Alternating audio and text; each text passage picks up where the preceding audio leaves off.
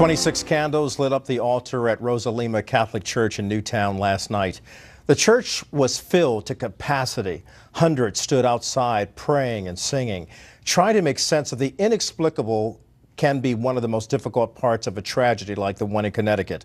A lot of people turn to their faith to get them through the darkest days. Pastor Ed Young of Fellowship Church joins us now to help shed some light on what people might be going through in terms of having their faith challenged and perhaps even raising questions about would God allow such an evil, dastardly deed to be acted as we've seen yesterday. Pastor Young, what do you say about that?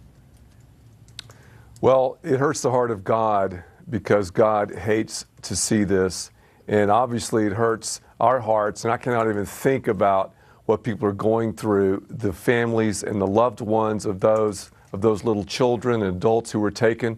And the question is why, and that's a tough question. Why did God allow this to happen? We have to realize, though, we have a freedom of choice. So often our decisions have grave consequences, and when someone makes a decision like the killer did that is so heinous and so evil, it affects innocent people. So we live in a place that's not perfect, and bad things happen to good people, and God's very straightforward about that in His Scriptures. Well, Pastor, I'm glad you mentioned the Scriptures, because the President, the Commander-in-Chief, acted as Consoler-in-Chief yesterday, as he did again today. But yesterday he quoted from the White House, Scripture, Psalm 147:3 to be exact.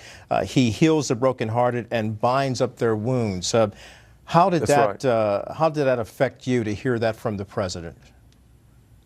I think it was awesome for him to quote Scripture, and that's what we need to do. We need to be in prayer. We need to be ready and able to help those in need. And we have to realize, too, that those little ones are in heaven with the Lord Himself. And we have to move after this grieving period from why to what. Not just why me, but in a while after we grieve, what now? And the Bible tells us that God will take even hellacious things like this and use those things for His purposes. And I don't always understand that. I don't think we will until we get to the other side, but that's what God tells us. Many would say that is the mystery of God. The Romans 12:15 says, "Weep with those who weep and mourn with those who mourn." Exactly. So that's what we're being asked to do by the President and so many other people, saying mourn with the community and pray with the community. That's true, and it's interesting too how when things are going well, so often we do not look to God or talk to God, yet after a tragedy, we're the first to blame God, and it's like, God, where were you? And God's always where He's been, but it breaks the heart of God to see this.